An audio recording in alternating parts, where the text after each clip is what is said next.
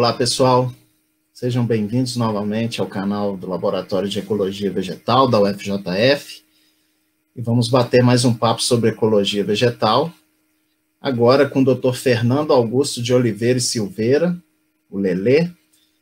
Ele é biólogo, doutor em Biologia Vegetal pela Universidade Federal de Minas Gerais, com passagens pela Espanha e pela Alemanha, e professor da Universidade Federal de Minas Gerais. E administrador do grupo Campo Rupestre no Facebook, motivo pelo qual eu convidei o Lelê para a gente bater um papo sobre Campo Rupestre, que é uma fisionomia, um conjunto, ele vai explicar um pouquinho, né, Fernando, mas é uma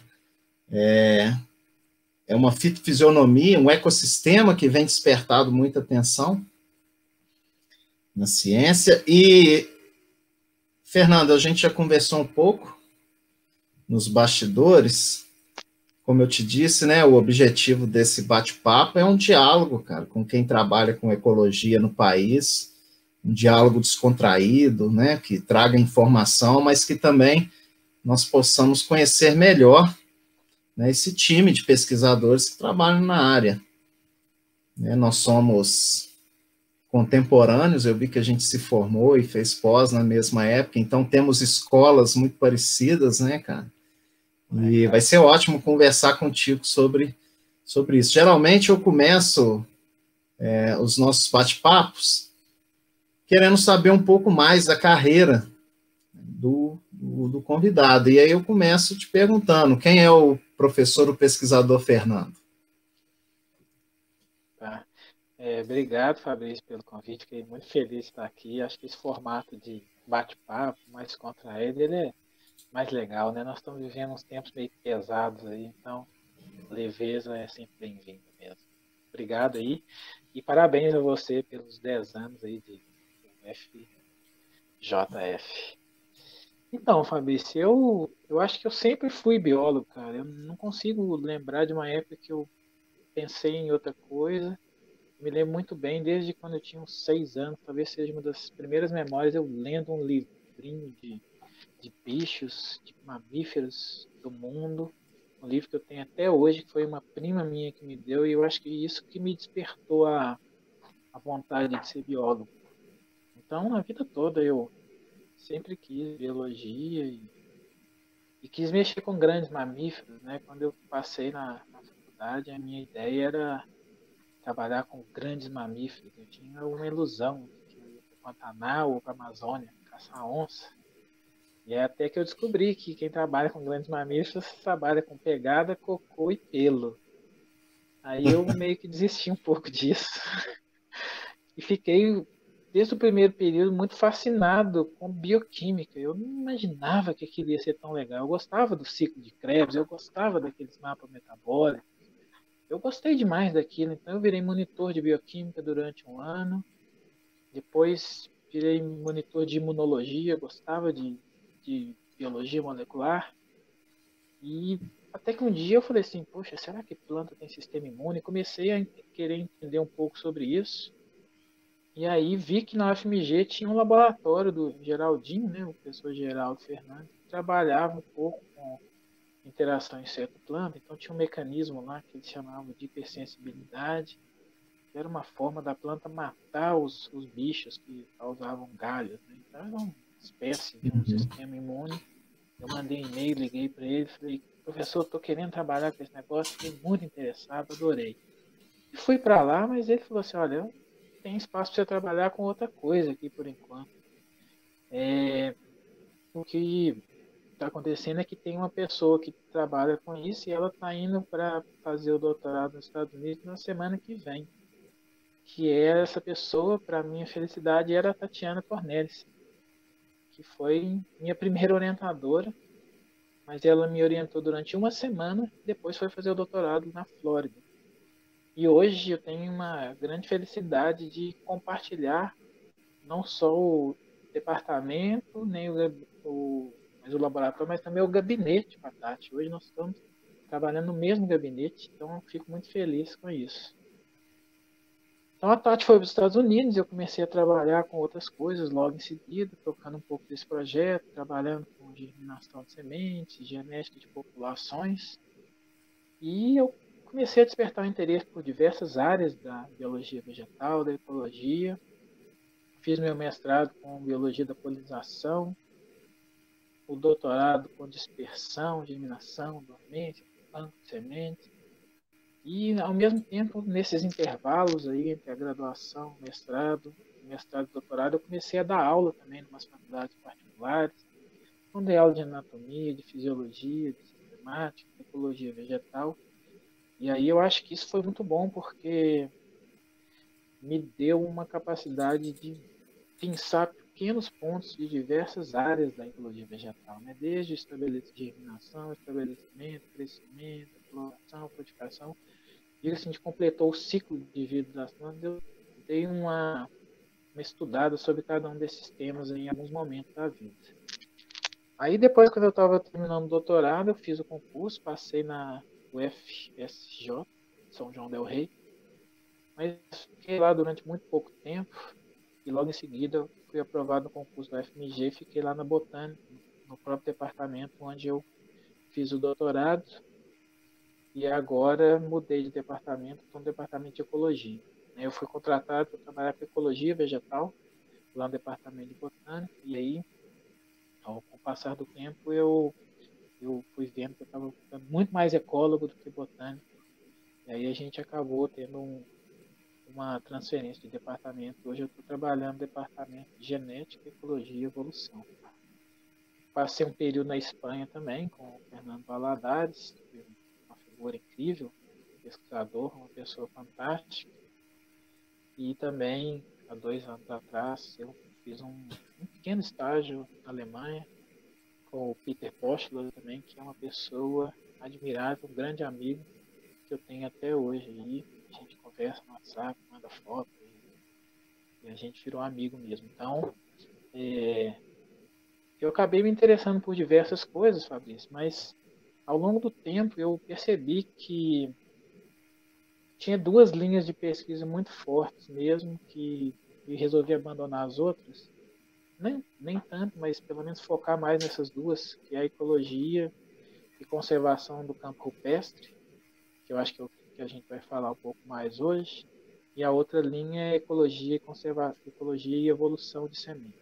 É uma parte que a gente tenta aplicar o conhecimento de sementes para restauração e regras de montagem de comunidades também. Então, a minha história está intrínseca ao campo rupestre, né? Logo que eu comecei a trabalhar com a Vânia, que era uma aluna de mestrado, o Geraldinho, acho que foi um mês depois que eu estava no laboratório, ela falou assim, olha, tem o campo, você quer ir comigo? Eu falei, vamos embora. E aí foi uma semana com ela no campo, e foi a primeira vez que eu fui à Serra do Cipó. E eu fiquei maravilhado quando eu cheguei lá, Fabrício. Eu não acreditei naquele negócio. Falei, meu Deus, esse é o lugar mais bonito do mundo. Isso foi no ano 2000. E 20 anos depois eu ainda acho que a Serra do Cipó é o lugar mais bonito do mundo. Já viajei a alguns lugares, não encontrei nenhum lugar mais bonito. Igual, talvez, mas mais bonito que o Campo Perto ainda. Eu não sei se tem não, viu, Fabrício? Então foi uma paixão à primeira vista. Bom, muito legal, cara. Você falou uma coisa interessante, a gente vai também pegando amor pelas áreas, né, cara, que a gente vai sondando. Realmente Cipó é maravilhoso, mas o que eu converso aqui com o pessoal, quando eu vim para cá, no início, eu comecei a ir para Ibitipoca como turista, e hoje a gente faz curso de campo lá e tudo mais, e é paixão, cara. Você vai. Muita gente fala que enjoa, mas você não enjoa, você vai. Não tem jeito. Né, pega O Campo um Perto, amor. cada dia que você vai, é uma coisa diferente que você vê, nunca repetido. Ou é alguém, uma planta florindo, outra frutificando, um bicho que está passando, nunca é a mesma coisa, não tem jeito de enjoar. E qualquer lugar que você vai, Bitipota, Cabral, Grão Mongol, qualquer lugar, Chapada Diamantina, Chapada dos Veadeiros, todos os lugares são muito lindos. Eu adoro. Então, cara, muito bom. Fazendo um gancho, né? Como esse bate-papo normalmente é voltado para pessoas que estão começando na linha, até para que tenham uma ideia, né, de que acenda uma curiosidade sobre o que seguir. A gente estava conversando nos bastidores, tem vários alunos aqui de graduação, principalmente de pós, que vêm se interessando e vêm fazendo seus trabalhos, né, no primeiro momento, mestrado, mas alguns interessados em doutorado com um campo rupestre, né? E aí, eu queria que você falasse um pouquinho para a gente, né, o que é o campo rupestre e qual a importância desse ecossistema na conservação da biodiversidade, no serviços ecossistêmicos, enfim, importância ecológica. Tá. Então, Fabrício, a definição de campo rupestre por si já é um tema bastante controverso e complicado, né? Se a gente parar para pensar, o termo foi criado em 1966 pelo Magalhães para descrever os campos que ocorrem no topo da cadeia do espinhaço. Então, assim, de forma geral, o campo rupestre está muito associado à cadeia do espinhaço. Mas, historicamente, o conceito vem mudando também, e eu acho que se existe algum consenso sobre o que é o campo rupestre, é que não existe consenso. Cada pessoa, cada grupo de pesquisa chama de alguma coisa. Então, é difícil a gente até definir isso. Uma das definições que a gente tem trabalhado, e não quer dizer que ela é a única, não quer dizer que ela é a mais correta, é que é uma vegetação herbáceo-arbustiva, predominantemente herbáceo-arbustiva, que está associada com solos quartzíticos, eraníticos e ferruginosos. Então, a gente chama esse aí de campo rupestre sensu lato, né? E está principalmente associado com esses afloramentos rochosos.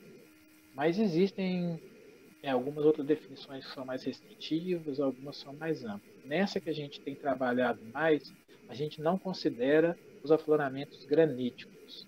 Esses afloramentos graníticos estão predominantemente associados ao domínio da Mata Atlântica e a composição da rocha, a estrutura física da rocha também é diferente do quartzito das rochas ferruginosas. Então, essas vegetações sobre granito ou gneiss a gente chama ou de campos de altitude ou dos Inselbeck, né, quando a rocha é bem nua e forma aqueles domos comuns, como é o caso do Pão de Açúcar. Então, essa é uma definição que tem sido tratada aí por diversas pessoas, histórica, não é a mais certa. Tem gente que considera qualquer tipo de vegetação sob afloramento rochoso pode ser considerado de campo rupestre. Eu acho essa uma definição um pouco mais ampla. E existe também uma controvérsia, né, uma polêmica sobre o campo rupestre, se ele é um bioma, se ele é uma fitofisionomia, um ecossistema, uma vegetação. É bastante complexo também.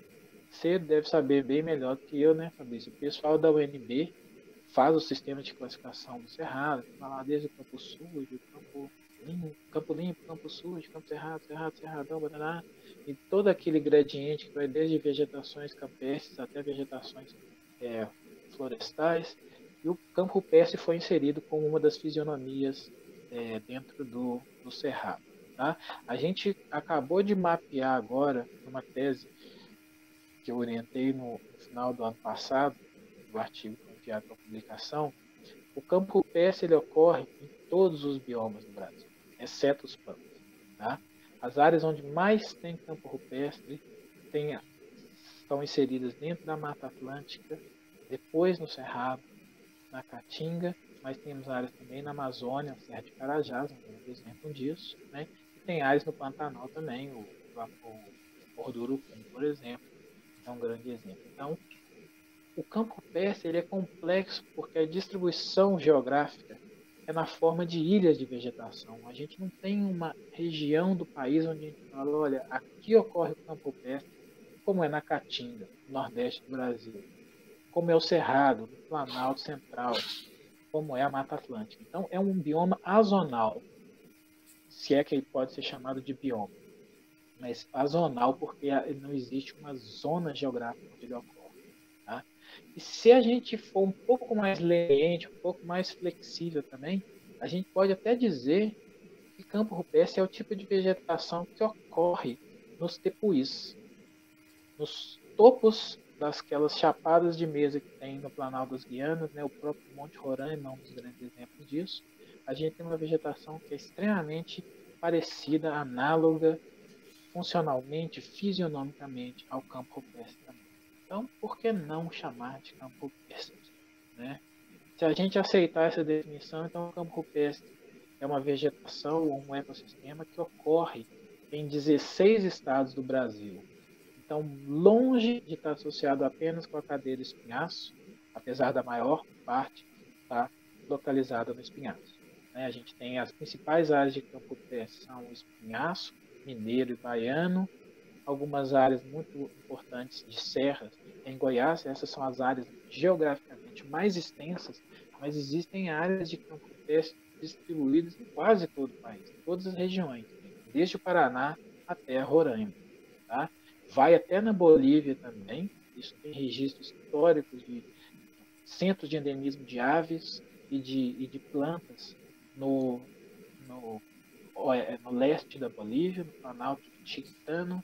E aí, se a gente for um pouco mais leniente, tem campo rupestre na Venezuela, lá nas Guianas e até no Suriname também, onde a gente tem os afloramentos quartzíticos que suportam uma vegetação esclerófila, dominada por subarbustos e plantas herbáceas muito parecida com os campos rupestres típicos que a gente tem aqui na Serra do Espinhaço. Então, Fabrício, é um tema realmente que não é consensual. Infelizmente, a gente tem muito poucos estudos sobre o campo rupestre e, como você falou, tem despertado mais interesse. Tem muita gente agora começando a estudar, o que é ótimo, e muitas visões diferentes vindo, muitas definições surgindo. É bom para a gente ter um debate, a ponto de a gente ver congresso de botânica e até congressos internacionais começando a discutir também o campo rupestre. O Botany, que é um congresso da Sociedade Americana, né, que publica o American Journal of Botany, vai ter uma sessão sobre campo rupestre e não tem ninguém do Brasil. Claro, tem outros brasileiros, mas que estão fazendo doutorado fora. Então, sim, é um ecossistema muito importante, Fabrício, porque é um centro de biodiversidade, tanto vegetal quanto animal. Tá? Ele tem maior taxa de endemismo de todas. Tá? O campo rupestre, como definido nessa definição que eu falei para você, de 2016, ocupa uma área menor do que 0,8% do país. É uma área menor do que a Bélgica e a Holanda juntos. Mas tem mais de 15% de todas as espécies de plantas do país. Ou seja, tem mais espécies do que todas as espécies lenhosas da Europa e numa área menor do que a Bélgica e a Holanda. Então é um dos lugares mais biodiversos do planeta. É possivelmente as áreas mais ricas que existem espécies no mundo inteiro. É comparado com os famosos fimbos da África do Sul, a região do sudoeste da Austrália também. Então, são regiões que são mundialmente reconhecidas como centros de biodiversidade, e o nosso campo rupestre aqui não perde nada para eles, não. Você me perguntou sobre serviços ecossistêmicos. Tá? Cara, dezenas de milhões de brasileiros dependem do campo rupestre. Se a gente pensar que as montanhas em todo o mundo são as torres de água do nosso planeta, é onde nascem os rios, e um exemplo disso a gente pode pegar o São Francisco, né, nascendo lá na Serra da Canastra, lindo campo rupestre. Quem depende de água depende fundamentalmente do campo rupestre. Tá? Então, a gente tem uma grande dependência de água, que vem dessas montanhas, que são a origem dos cursos d'água das principais bacias brasileiras. Tem outro serviço ecossistêmico que a gente tem negligenciado bastante, que é o estoque de carbono. Né? Enquanto essas iniciativas meio malucas do pessoal aí da UCN, WWF e World Resources Institute estão pregando aí o plantio de árvores em diversas áreas que não são áreas que devem ser cortadas árvores, o solo é o principal reservatório de carbono no planeta. O solo tem 3 vezes mais estoque de carbono do que a biomassa aérea de floresta. Biomassa aérea, né, de florestas e qualquer outro tipo de vegetação. E nos campos rupestres a gente tem uma quantidade enorme de brejos, né, de áreas úmidas, e lá nesse solo é onde a gente tem o carbono. Nesses ambientes abertos, o carbono está debaixo da terra. Então, na verdade, é uma fonte de sumidor de carbono muito mais confiável do que as próprias florestas. Porque a floresta pega fogo, alguém corta, o carbono vai todo para a atmosfera. Então, garante também um estoque de carbono. São 2 serviços ecossistêmicos primordiais. Provisão de recursos hídricos, água de boa qualidade e quantidade boa. A gente tem as cangas também, os afloramentos ferruginosos e o estoque de carbono. Então, nós dependemos dos campos rupestres íntegros, tá? E isso é um problema de conservação que tem aumentado muito recentemente, tá? Respondi a sua pergunta, Fabrício? Cara, que massa, que aula. Muito bom. Pô, deu um panorama. Legal. Eu aprendi muito, cara. Porque assim, eu tinha uma visão, como você comentou, né? E por ter passado pela escola do Cerrado, na UNB, eu tinha uma visão. Eu não tinha essa visão tão ampla dos campos rupestres. Aqui a gente discute muito com relação a isso, né? E achei, assim, uma coisa que você comentou interessante no final.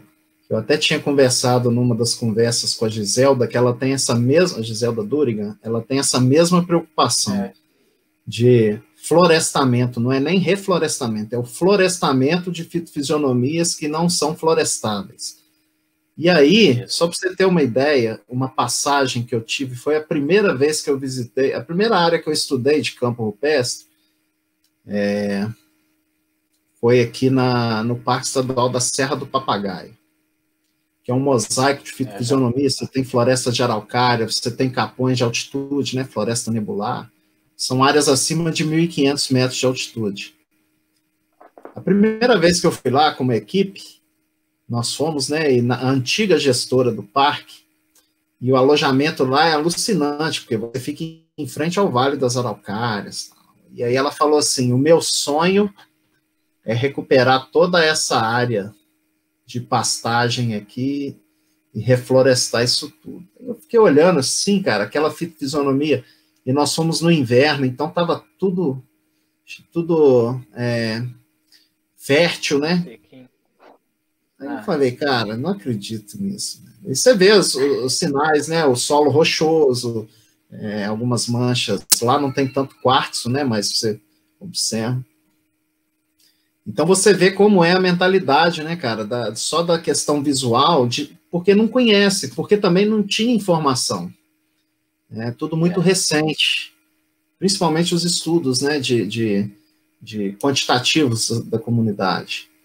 Então, é muito interessante, cara, esse gancho. Eu fiquei com uma dúvida, por trabalhar com isso. Nessa definição de campo rupestre, vocês chegam a levar em consideração as formas de vida da planta, os portes, assim, quantidade de vegetação lenhosa, ou predomínio.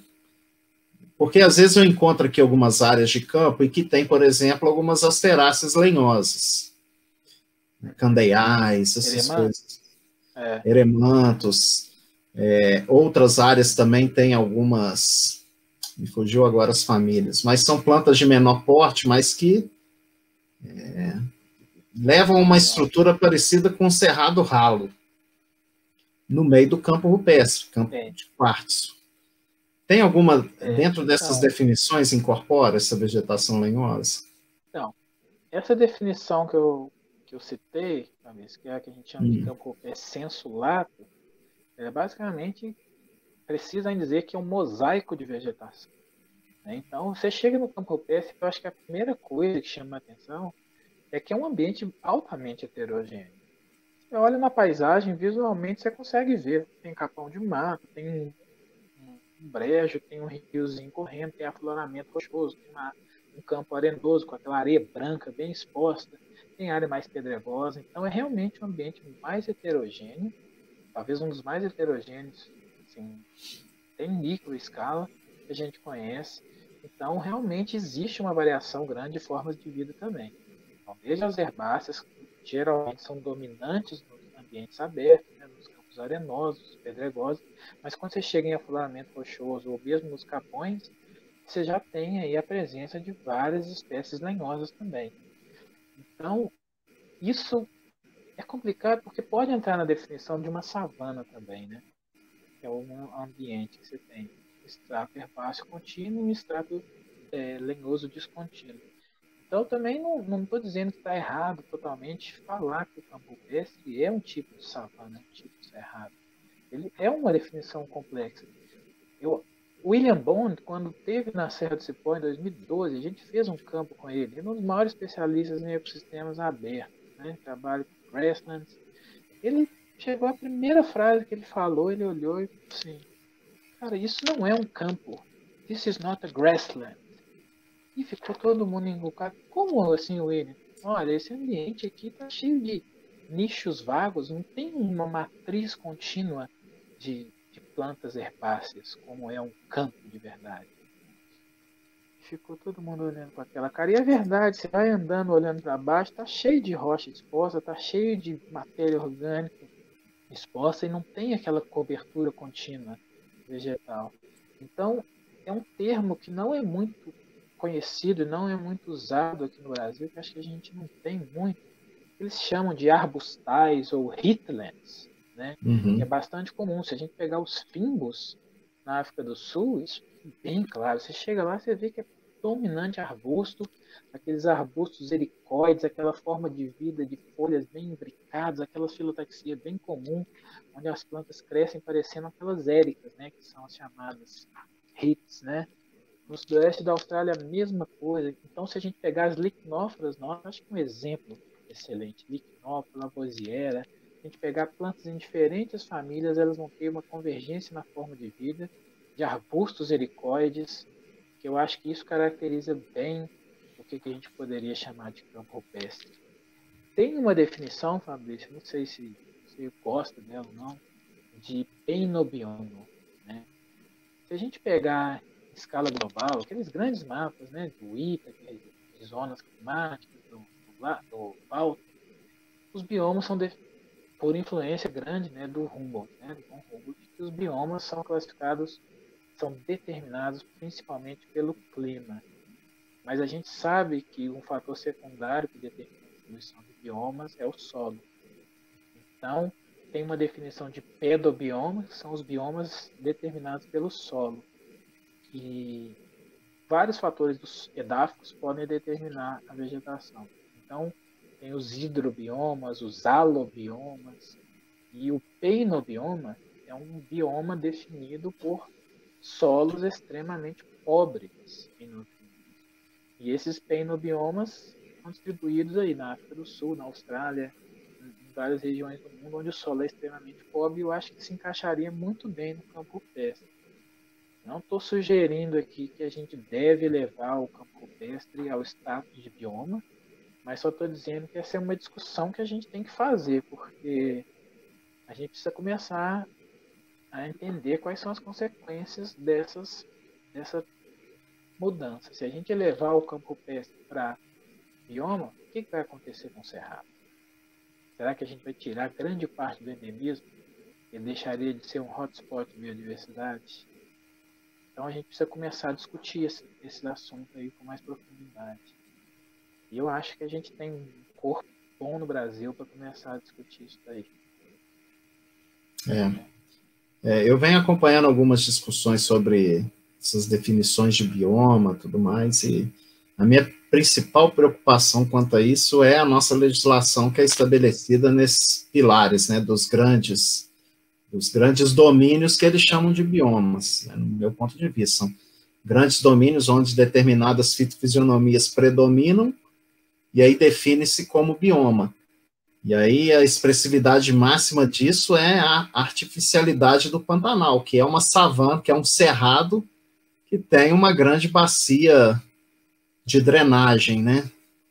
Então, assim, você cria as categorias que foram criadas mais para influenciar estratégias de conservação. E aí, realmente, se a gente aprofunda nisso, uma hora essa verdade tem que chegar. E aí, se a gente aprofunda nisso, isso também deve desencadear uma reestruturação em termos de legislação e tudo mais. Mas, assim, é um debate necessário, né? Porque vira e mexe a gente Isso. cada vez mais esbarra com gente que questiona e que define essa questão da delimitação de bioma, né? Então, É, enfim. tem implicações profundas, né? Tem. E aí, pegando um gancho nesse nosso caminho, né, da conversa, eu gostaria que você, e também me lembrando um pouco, né, como eu te disse, eu acompanho muito as postagens do grupo, cara, de campo rupestre, os artigos que vem saindo, vira e mexe marca os meus alunos, assim, é um meio que assim, que me fornece muita informação, e com base Que nessa bom. sua experiência, eu gostaria de saber, assim, hoje no Brasil, vamos restringir a Brasil, né? Como você enxerga o estado da arte nessas pesquisas? Você acha, assim, que nós temos um avanço ou temos carências em determinadas linhas? O que você sugere? Como você enxerga hoje a ciência, né, voltada a campos rupestres no Brasil? Tá. Então, Fabrício, se a gente resgatar um pouquinho da história da pesquisa no campo rupestre, a gente vai ver que os grandes pioneiros foi o pessoal da USP que começou a estudar campo rupestre na década de 70, 80, coisa que ninguém fazia, então tinha que sair o pessoal lá de São Paulo para vir aqui na Serra do Cipó fazer as coletas, né? Então, Nanusa, Juliette, o Pirani, esses aí que estão até hoje trabalhando, orientando e publicando coisas muito legais com o campo rupestre. Mas desde 1970 até o final do século passado, o que a gente conhecia sobre campo rupestre era basicamente ecologia, basicamente florística, levantamento, descrição de espécies novas, padrões biogeográficos da flora. Então, eu vejo que a partir do início desse século agora, começou a ter um aporte de outros tipos de estudos que vieram trazer contribuições na área, especialmente da ecologia. Então, tiveram muitos estudos realizados, inspirados aí pelo laboratório do Geraldinho, muita gente que ele formou trabalhando no campo rupestre, trabalhando com interação de certa planta, trabalhando com as galhas, com herbívoros, e aí a partir disso começou a vir pessoal da Unicamp, que já vinha desde antes também, trabalhando com o aspecto de publicação, mas aí começou a ter uma diversificação dos tipos de estudo que começaram a acontecer. Mas o florescimento mesmo dos estudos, eu acho que foi nos últimos, talvez, 10, 5 anos, onde a gente começou a ter grandes trabalhos mesmo, colocando o campo rupestre em um cenário internacional, até diria assim. O termo campo rupestre, hoje em dia, ele é utilizado. Você pode publicar campo rupestre em português, qualquer revista que aceita hoje em dia. Né? Você pode abrir a New Phytologist, Annals of Botany, Journal of Biogeography, qualquer revista hoje em dia, está escrito lá campo rupestre em português, então acho que as pessoas no mundo inteiro estão começando a conhecer isso daí. Eu acho que isso é um grande avanço por si só, porque já começa a atrair a atenção de uma audiência internacional. É igual a Amazônia. Hoje em dia, se você fala Amazônia, não precisa falar aqui no Brasil grande parte dela. Qualquer pessoa do mundo sabe da Amazônia, sabe da importância de conservar a Amazônia, né? Tanto de biodiversidade quanto para regulação do clima. Então, não estou dizendo que as pesquisas ruins são publicadas, não, mas qualquer coisa que é feita na Amazônia tem um olhar diferenciado, porque todo mundo está atento à Amazônia e sabe da importância conservar esse ecossistema. Então, eu não sei se sozinho eu seria capaz de dizer quais são os grandes desafios, as áreas de pesquisa prioritárias para a conservação, mas a gente publicou alguns trabalhos já, e tem alguns submetidos, onde a gente sugere algumas áreas que seriam importantes de ser publicadas, de ser mais publicado, né? Acho que, embora a gente esteja falando sobre ecologia vegetal, Fabrício, uma área extremamente carente é trabalhar com ecologia e biologia animal. Tá? Se a gente sabe hoje em dia que 40% das plantas de campo pé são endêmicas, quantas que são endêmicas animais? A gente sabe que tem alguns beija-flores, tem alguns anfíbios, algumas aves de topo de montanha, mas a gente não conhece endemismo de mamífero, de peixe, de lagarto, isso tudo é muito pouco estudado. Insetos, né, aracnídeos, outros grupos de animais são muito pouco estudados. A gente não conhece a adaptação desses bichos ao ambiente do campo rupestre, um ambiente estressante. Então, acho que estudar biologia animal, estudar biologia microbiana, são dois aspectos muito importantes que devem ser enfatizados no futuro também. No grupo do Campo Pé, eu postei ontem aí um trabalho de, acho que metagenômica dos solos, lá em Carajás, onde a gente encontra uma diversidade grande de moléculas que representam a adaptação ao solo ferruginoso. Então, isso é uma coisa muito legal. Quantas fontes de moléculas novas a gente pode ter aí na pele de anfíbios ou no solo, nas bactérias de cavernas ferruginosas que podem ter alguma utilidade para a gente, né? E mesmo dentro da ecologia vegetal também, eu acho que tem uma série de áreas que a gente deveria estudar mais. Por exemplo, estudar a ecologia de plantas herbáceas, né? Todo mundo quer estudar planta lenhosa, porque é muito mais fácil, né? Planta herbácea é muito mais difícil. Então, acho que a gente tem que ter foco nas plantas herbáceas, a gente tem que começar a deixar de ser preguiçoso e fazer o below ground, tem que olhar debaixo da terra, tem que começar a estudar a raiz. O Rafael Oliveira, lá do campo, ele já tem feito isso de uma forma brilhante, mas tem uma série de aspectos que não são estudados ainda, né? A gente tem que começar a entender melhor a ecologia do fogo, como manejar o fogo, né? E em termos de conservação, até o Geraldinho liderou um trabalho aí que está submetido, que a gente sinaliza algumas áreas que devem ser estudadas em termos para melhor conservação e manejo. A gente tem que avaliar, quantificar e mapear os serviços ecossistêmicos. Isso é muito importante para a gente poder valorizar e saber monetariamente quanto que vale conservar o campo rupestre. Eu acho que água é a coisa mais importante, né, talvez. Então, a gente tem que pensar nisso. E o outro aspecto que eu acho que é prioritário também é a gente trabalhar, entender melhor como restaurar o campo rupestre, né? O campo rupestre, hoje em dia, ele é degradado principalmente pela atividade da mineração de ferro, né, e alguns outros minerais, mas que basicamente destrói toda a vegetação, destrói o subsolo, e com isso a gente tem que dar um jeito de restaurar. A gente não pode simplesmente colocar braquiária, eucalipto, qualquer outra coisa lá. Áreas mineradas são um grande desafio da restauração, porque tem que reconstruir o ambiente com bioengenharia, e nós biólogos não estamos muito abertos, capacitados para isso. E as áreas quartzíticas, o pessoal está agora no Planalto Diamantina extraindo como se fosse granito, né? Está dinamitando e tirando bloco de quartzito.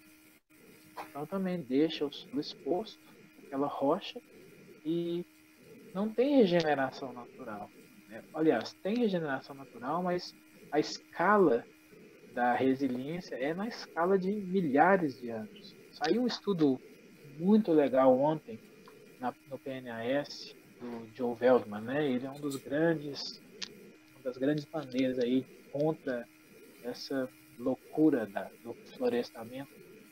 Você conversou com a Giselda aí, onde eles mostram que em diversas regiões do globo onde a gente tem esses campos antigos, né, que chamam de Old Growth Grassland, a restauração, a regeneração é na escala de séculos, algumas vezes até alguns mil anos, milhares de anos para ser restaurada, para a vegetação voltar ao que era antes. Então, muita gente da ecologia de florestas reclama que as florestas demoram 15, 20 anos para voltar ao que eram antes. Esses campos rupestres demoram 1000 anos para voltar. Então, nem é na escala da nossa vida.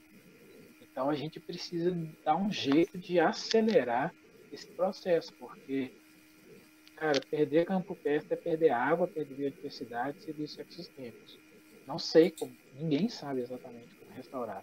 Uma das grandes barreiras, as principais barreiras para restaurar os campos rupestres é primeiro que a gente não entende sobre a adaptação das espécies no ambiente degradado. Né? A gente tem os estudos lá de nutrição mineral, do Rafael, do Hans e de outros colegas, mas a gente não sabe muito bem como plantar essas espécies, né, numa área degradada.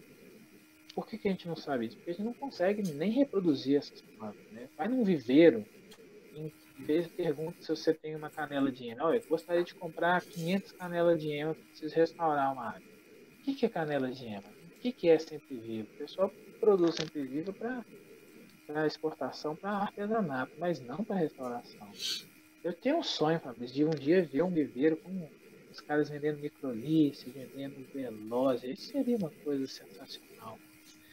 Então a gente não sabe propagar essas plantas aí. Então esses estudos estão bem embrionários, está começando agora. Uma das razões pelas quais a gente não consegue propagar essas plantas é porque a gente não sabe muito bem como germinar essas plantas. Então tem alguns estudos mostrando que o campo rupestre é uma vegetação que tem uma qualidade de sementes muito baixa. Então se você pegar 100 sementes, na média 44 delas ou vão estar vazias, não tem embrião, ou esses embriões vão estar inviáveis.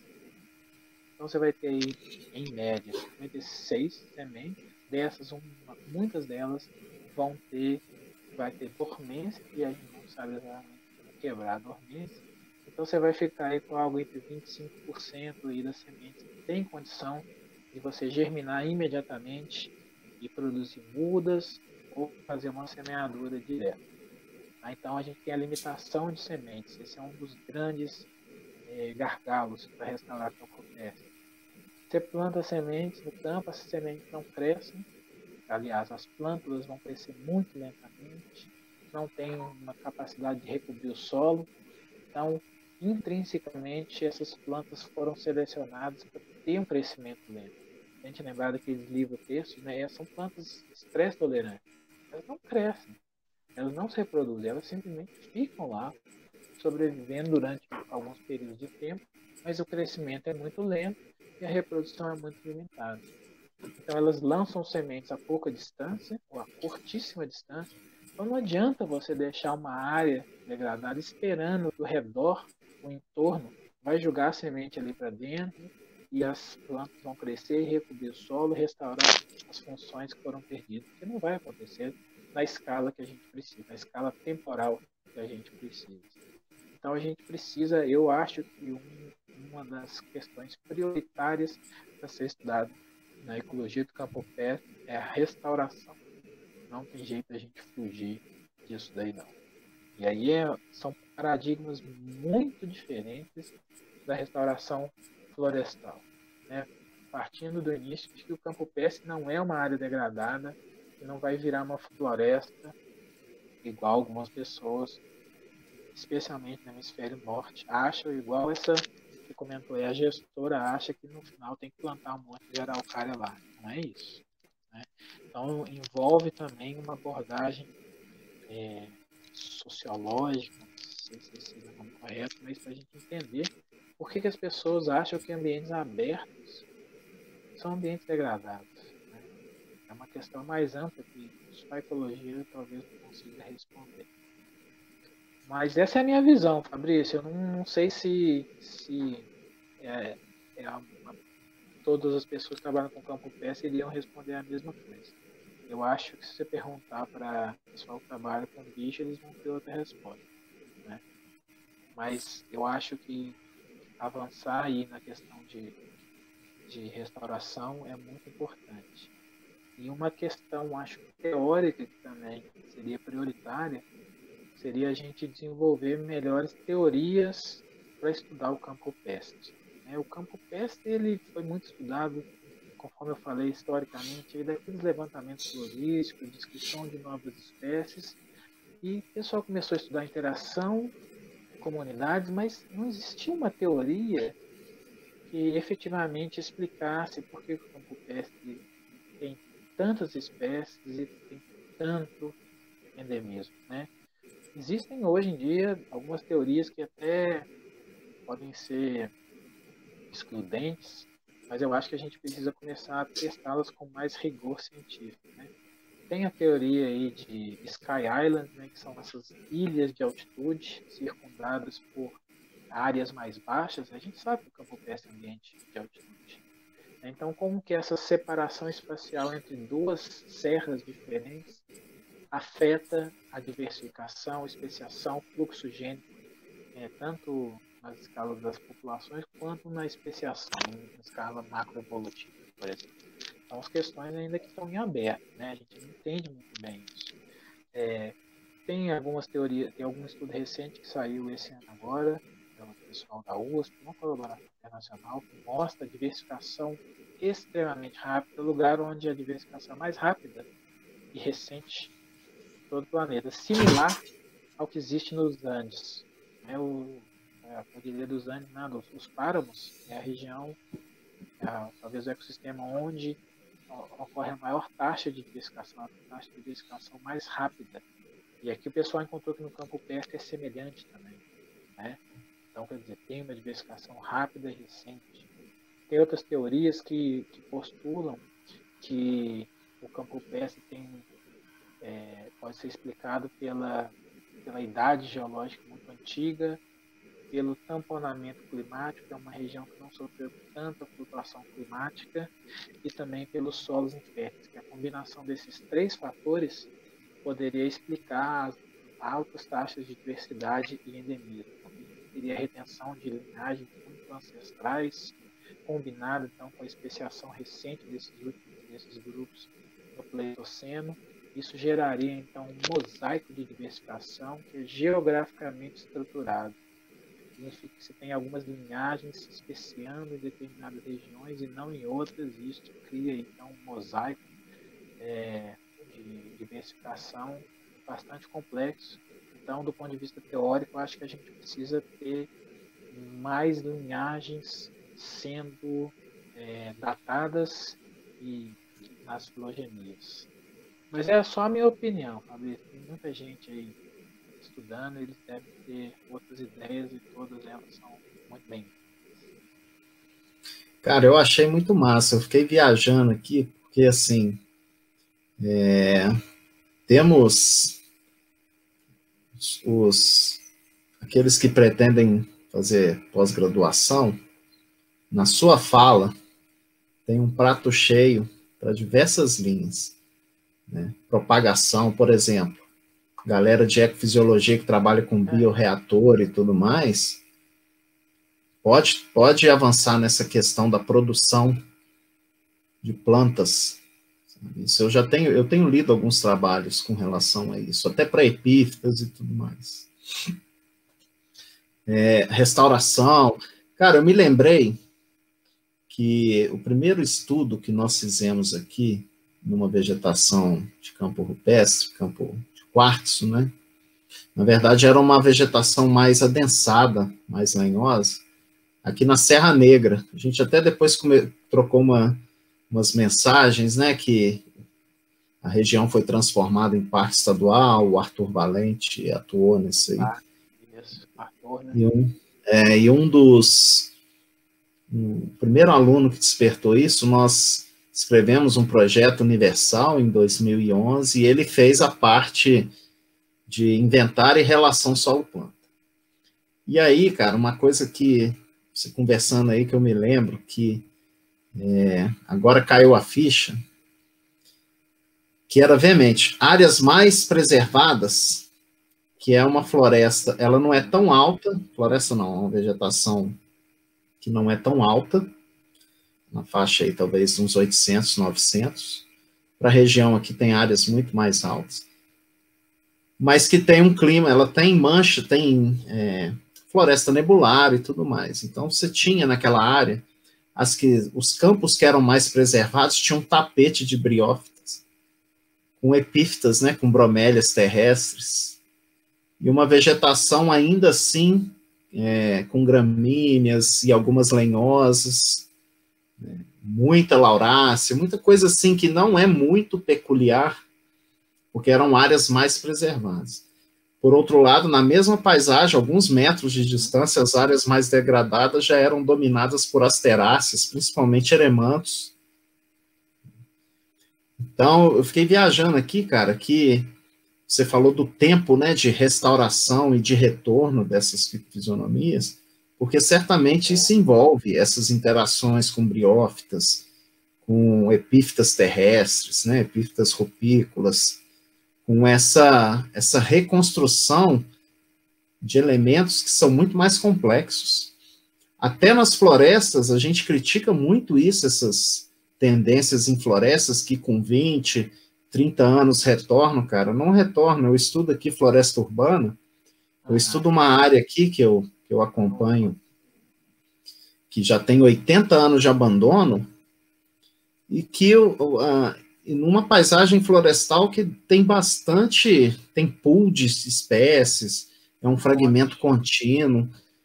E, cara, a perturbação com o café foi tão forte, o filtro foi tão forte, que essa área, quando você mede, ela é equivalente a áreas de 15, 20 anos que a literatura para floresta neotropical relata em termos de biomassa, de estoque de carbono. E nós estamos falando de uma floresta que já tem 80 anos de regeneração. Então, a gente ainda precisa avançar muito para campo rupestre, então fica uma dica aí para quem... Nós estamos entrando na década da restauração, né, agora, de 2021 a 2030. Talvez seja aí um embrião para se avançar dentro de uma rede que trabalhe com restauração de campo rupestre, cara. Nós estamos entrando nessa década da restauração e a gente até publicou um trabalho agora, esse ano, que chama Detonando os Mitos da Restauração de Ambientes Tropicais Abertos, né? Uhum. Depois, se você quiser, eu posso mandar algumas das referências que eu mencionei para você, pode passar para os alunos aí. Mas realmente a gente precisa construir essa rede de restauração, porque não dá para simplesmente emprestar os conceitos que vêm da restauração de florestas e aplicá-los nos ambientes abertos. Não funciona. Não, legal. Vou pedir sim aí, quando eu for postar vou lançar no YouTube, eu lanço com os links. Bacana. Tá? Massa. Então, eu ia lhe perguntar sobre essas questões dos avanços, mas você já falou de forma esplêndida de vários avanços. Eu quero mudar um pouquinho agora o rumo da prosa, né? Porque assim nós estamos passando por um momento. Eu acho que você também vivencia isso com o seu grupo aí, com seus estudantes, em que a galera tem ficado muito frustrada e sem muita perspectiva, em função, né, cara, de tudo isso que a gente, com essa desvalorização de profissionais de meio ambiente e esses ataques à ciência, tecnologia, né? E aí, especificamente, meu caro, sobre campo rupestre, dentro do que a gente discutiu aqui, como você enxerga o papel desses profissionais que nós temos formado e que vão ingressar que eles poderiam atuar dentro dessa temática de campo rupestre, não só com pesquisa, né, mas com gestão e tudo mais. Como que você enxerga? Você falou aí várias coisas sobre serviços ecossistêmicos. Qual que é a sua visão sobre essa atuação? Fabrício, a gente está passando um momento difícil, mas se você conversar com nossos colegas mais sêniores, né, você vai ver que já tivemos momentos piores, viu? Eu converso muito isso com o Pires, que foi o meu orientador de doutorado, e ele fala: Lelê, já passamos momentos muito piores do que esse daí, você tem que ver como é que era antes. Então, nós vamos sair dessa aí tranquilo. Não sei tranquilo, mas a gente vai passar por essa aí. Tá faltando dinheiro para fazer muita coisa e realmente o momento aí tem gente que não está muito motivado, não. Mas eu acho que é momento de motivação e vou dar um grande exemplo disso. No ano passado, um aluno meu defendeu o mestrado trabalhando com germinação de plantas de campopeste ferruginoso, né, das cangas, e quase que imediatamente ele já foi contratado por uma empresa de consultoria para continuar fazendo esse tipo de trabalho também. Entrou agora no mestrado uma menina que está para fazer comigo agora na ecologia também, que vai trabalhar com as bases fisiológicas da translocação e reintrodução de indivíduos que são alvo de mineração lá em Carajás também, a Mariana. Então ela vai trabalhar com esses aspectos aí, como que a gente pode subsidiar as estratégias de conservação ex situ e de reintrodução de espécies que estão ameaçadas pela lavra minerária. Então, em termos da mineração, eu acho que existe um amplo espectro de profissionais que têm futuro na área fora da academia, trabalhando nessas áreas de consultoria e tem oportunidade de fazer bonitos trabalhos, sabe, Fabrício? Geralmente a gente tem uma visão de que tá trabalhando na mineração, tá fazendo coisa errada e tal. Não, cara, se não tiver esses trabalhos aí, essas coisas não vão acontecer. Então a gente tem trabalhado algumas vezes em parceria com minerações também, com as unidades de conservação, para que a gente possa fazer trabalhos que não seriam possíveis se a gente não tivesse essa parceria. Então, eu vejo assim até um ramo relativamente crescente de oportunidades para quem quiser trabalhar com a área de consultoria, mas não simplesmente de prestação de serviços, mas de gerar conhecimento também, de fazer pesquisa associada a ambientes ou empresas que estão no ramo minerário. E o exemplo disso é o Marcílio, que está trabalhando comigo agora, outros projetos que a gente tem desenvolvendo ao longo do tempo aí com as empresas de mineração também. Então, eu acho que se por um lado a gente tem efetivamente aí um desânimo geral, um desencanto, tem oportunidades surgindo também e eu acho que aí, nesse caso, a gente precisa ser bem específico e começar a fazer a pesquisa aplicada. Eu vi a conversa com o Pedro e com o João, né, de falar, precisamos fazer levantamento florístico, são aspectos básicos que a gente precisa ter, eu concordo com isso, mas a gente precisa também ter um avanço na nossa ciência aplicada. A gente precisa começar a gerar conhecimento que pode ser utilizado tanto pelas empresas quanto pelo poder público, como os gerentes dos parques, né? Uma aluna de doutorado que defendeu ano passado, ela trabalhou com o aspecto da legislação de compensação e de licenciamento em campo rupestre, né? Especialmente na parte do licenciamento.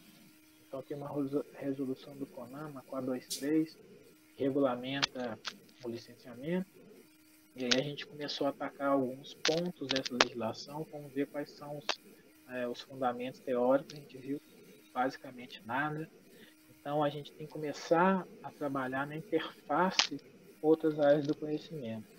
A minha opinião, Fabrício, é que os currículos dos alunos de biologia, não sei como é aí, mas aqui, pelo menos, eu acho que é muito defasado. Então, os alunos não têm contato com áreas que eles vão trabalhar quando eles formarem. Vão trabalhar com economistas, com advogados, com geólogos, com engenheiros. E a gente fica sempre estudando a mesma coisinha. Então, eu acho que precisa ter uma renovação aí no quadro das disciplinas, dizer assim, no projeto pedagógico dos cursos de graduação em ciências biológicas. Para deixar mais dinâmico, o mundo mudou demais, os currículos continuam os mesmos. Então, acho que a gente precisa avançar nisso daí também. Muito interessante você comentar isso, cara, por vários aspectos, né? Primeiro, começando de trás para frente, eu participei, sei lá, durante 4 anos do núcleo docente estruturante aqui para reestruturar o corpo da biologia, com base no Conselho Federal, nas novas diretrizes, né, do Conselho Federal de Biologia. E realmente existiu uma defasagem muito grande. É extremamente complicado você atualizar, até porque boa parte dos nossos docentes não tem essa experiência fora da academia, então é uma coisa que vai girando, né? E eu sempre comento isso antes de entrar na universidade. Eu passei 2 anos como analista e fiscal ambiental concursado no estado do Rio, cara. E aí,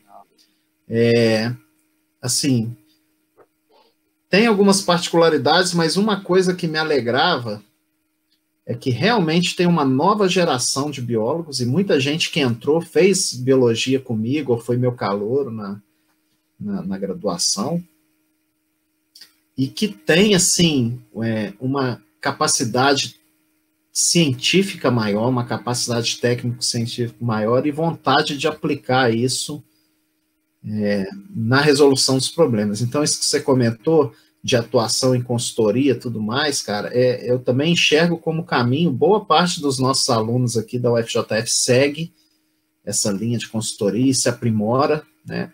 A academia não vai absorver todo mundo. Entendi. Mas é legal porque, assim, dificilmente você vai aprender legislação e tudo mais na universidade, porque é muito denso. Assim como você não vai aprender economia, administração, você pode fazer aprimoramentos aí depois do curso. Mas é vital que a moçada tenha pelo menos a noção, para não sair perdido no tempo e no espaço. Saber que existem tais leis, quais são as principais, né? Ter noções de gestão ambiental, ter noções das políticas de meio ambiente, né? Para não sair assim, de peito aberto no mercado e aprender tudo na marra, né? Isso aconteceu comigo, tipo, aprender na marra, né? Mas, então, cara, é muito interessante, e eu fico feliz de ver que existem esses nichos mais específicos para quem tem sido formado para trabalhar. E nós temos, né, cara, que ter um pragmatismo maior, quando você comenta com relação à pesquisa aplicada, eu enxergo assim, né, porque a gente escuta muita gente detonando mineração, detonando isso, aquilo, mas, cara, a sociedade depende disso, usa isso. Né? Qual que é o nosso papel? Eu enxergo assim, formar gente capacitada para lidar com esses problemas de forma pragmática e ajudar a melhorar. Porque, de certa maneira, a economia está relacionada a isso, para você ter uma mudança de paradigma, de como esses grandes mercados mudam. Isso aí vai que a gente pode atuar, mas a gente tem que formar gente capacitada para ajudar a melhorar. Ajudar a melhorar. Eu acho legal, gostei desse exemplo, cara. Inclusive, esse vídeo que nós estamos gravando aqui, eu passo na disciplina de gestão ambiental. Vou passar, né? Uma das ideias é essa. E é legal eles terem ideia dessa questão mais aplicada. Te agradeço pelo relato. Tá legal. Então, meu camarada, estamos chegando aqui já no final da nossa conversa, e tem uma pergunta que talvez seja a que eu mais goste eu mais curta fazer para os convidados, né? Que é, assim, de maneira geral, cara, eu tenho lido muita coisa de sociologia e tudo mais nesse período, né? Despertou essa vontade, um pouco de entender as origens da nossa sociedade, por que nós estamos nessa polarização. E uma coisa que eu venho lendo é sobre o histórico das instituições de pesquisa no país e tudo mais, né? Como a ciência foi construída aqui. Até por ser nativo de uma cidade universitária, eu vivia isso, né? Eu sou nascido e criado em Viçosa, saí de lá com 16 anos. Não fiz graduação nem pós lá, mas... E aí, cara, assim, a ideia que as pessoas têm é que o cientista é aquele cara fechado, soberbo, sabe? Às vezes metido, aquela coisa assim. Uma das ideias aqui é justamente que tenhamos uma noção do que há além do cientista, né, do pesquisador. O que ajudou a nos construir também, né? E aí, cara, eu lhe pergunto, o que que há além do cientista Fernando, em termos de preferências, hobbies, enfim, cara, fica à vontade aí para nos falar o que há além do cientista Fernando. Eu acho que eu sou um cara que gosto muito de interagir, eu gosto muito de estar com meus amigos. Antes dessa pandemia aí, a gente tinha um grupo de amigos, né? Um grupo de amigos ecólogos, que a gente sempre reúne uma vez por semana, a gente toma uma, a gente encontra. Então, eu gosto de. Cara, eu acho que eu gosto de fazer as coisas que todo mundo gosta, né? De comer, de estar com os amigos, de tomar uma boa cerveja, um vinho. Eu gosto muito de, né, toda vez eu tenho um combinado com a Luísa, minha esposa, que toda vez que um artigo é aceito, a gente sai para jantar. E aí a gente, puxa, vai comer sushi, né? É, e eu tenho três filhos, né? E o João, o mais velho, ele come três pratos às vezes ele come mais do que a gente, né? Eu fico com muito, a maior parte do tempo tô com eles, né? Desde que a pandemia começou aí, né? De que fechou tudo, hoje, amanhã faz 4 meses, né? Eu fico 10, 12 horas, às vezes até mais do que isso, com os meninos, né? São três, então é o dia inteiro brincando. A gente não tem televisão em casa, de propósito, né? Para não ficar tela, não ficar parado. Então a gente fica no mundo da fantasia. Não tem nada que eu mais gosto na vida de ficar passar tempo com os meninos, né? São três meninos. Daqui a pouquinho eu tenho que ir, um deles vai acordar, Ah, eu tenho que ninar. Você sabe como é, né, Fabi? Você tem filho também. Então, eu gosto disso, eu gosto de tomar um vinhozinho também de vez em quando. E, é, cara, eu gosto de nadar também e de música, né? Gosto de ouvir música, toco alguns instrumentos também. Quando eu era novo, a gente tinha um projetinho. Em 2015, eu participei de uma banda que tinha no departamento de botânica, mas em 2018 eu saí, né? O Davi nasceu. E aí foi ficando complicado para eu continuar conciliando todas essas atividades. Mas era uma das coisas que eu mais gostava. A gente fez algumas apresentações, era um barato. Eu gostava demais de tocar nas bandinhas. Eram músicas originais, né? Então, isso foi uma coisa muito prazerosa também. Acho que é muito bom a gente ter um tempo para não trabalhar, né? Ficar trabalhando só, eu não gosto, não. E tem uma paixão também que é viajar, sabe? Eu gosto muito de estar no meio do mato, né? E, cara, se a gente pensar os lugares onde a gente viaja aqui em Minas Gerais, voltando ao tema, é tudo campo rupestre, né? Quase tudo, né? Você vai no Cipó, vai para Diamantina, vai para as cachoeiras todas, aí no Ibitipoca, vai estar sempre no campo rupestre, né? Então é um ótimo lugar para descansar a cabeça, descansar a alma, fazer uma atividade física. Eu gosto muito de viajar também e eventualmente a gente assiste um seriado, eu e a Lu, a gente, quando existe um momento que os três estão dormindo, a gente consegue assistir um filminho também, dá para fazer um pouquinho de cada coisa também. Vamos levando do jeito que tá aí. É é. isso, não é uma vida muito cheia de grandes hobbies e dons artísticos, não. É isso. Cara, massa, mas é isso mesmo. É, qual era o repertório da bandinha? A gente tocava jazz, né?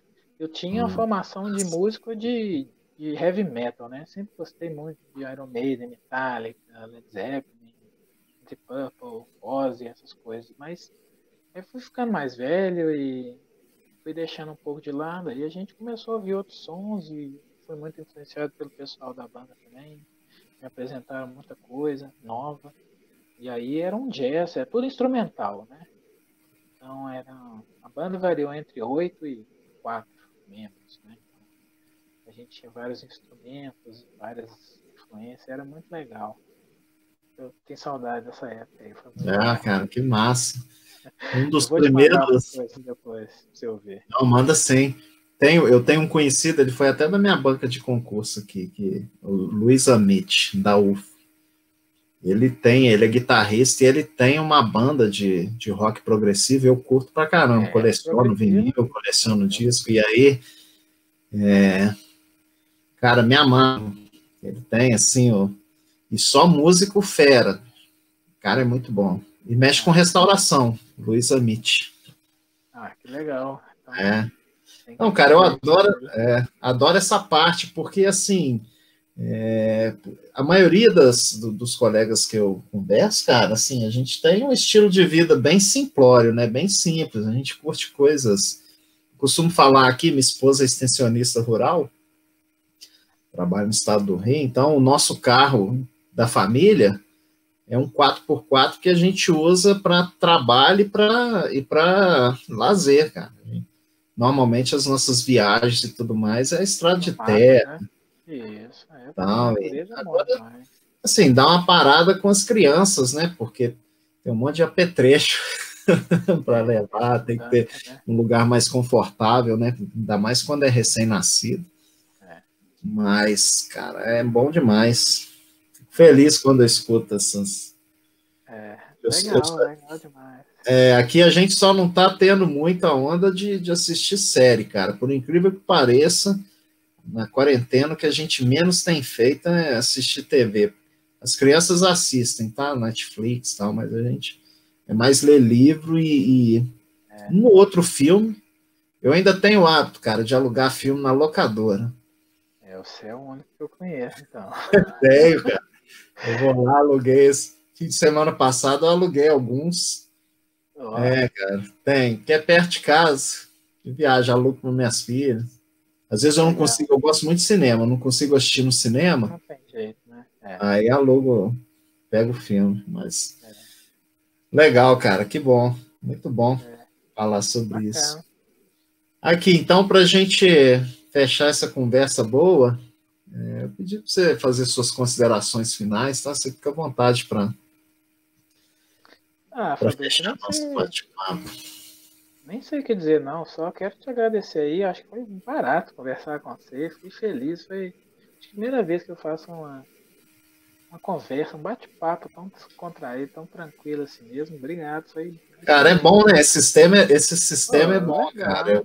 cara. Eu queria ter trazido uma cerveja, Fabrício. Eu confesso que eu fiquei até um sem graça, mas hoje eu arrependo de não ter trazido uma cerveja para tomar com você aqui, cara. Ó, você não precisa...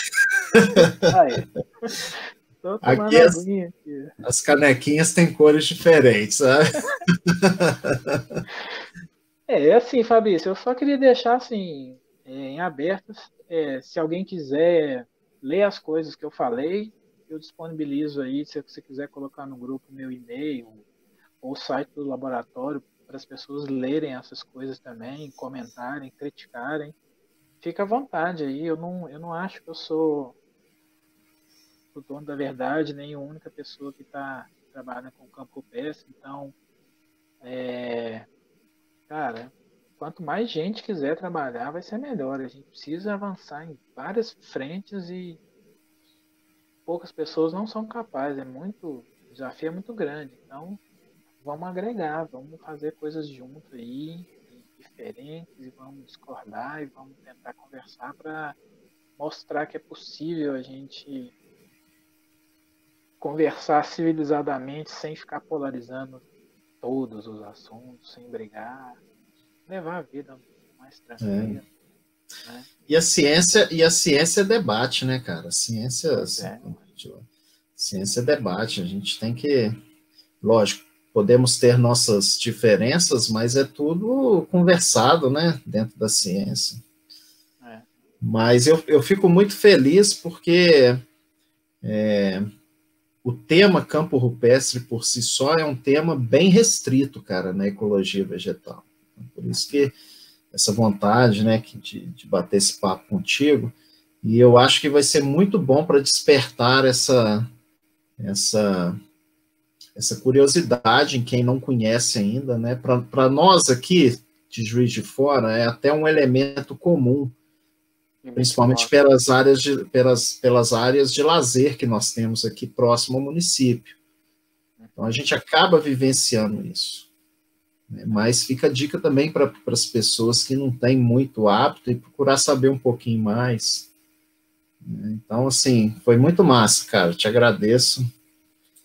Tem o grupo do Facebook, quem quiser entrar também. Eu vou colocar o link um na descrição do vídeo, né, que o link ele é bem atual, né, eles vivem postando coisas, né, muito interessantes, né, e é isso aí.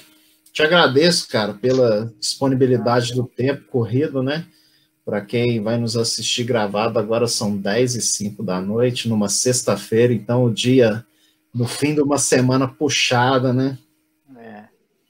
Mas é isso foi aí. Ótimo, foi um prazer, muito obrigado, Fabrício. Valeu, meu irmão. Obrigadão aí. Tá? Um abração. Obrigado Tchau, aí. tchau. Boa noite. Tchau.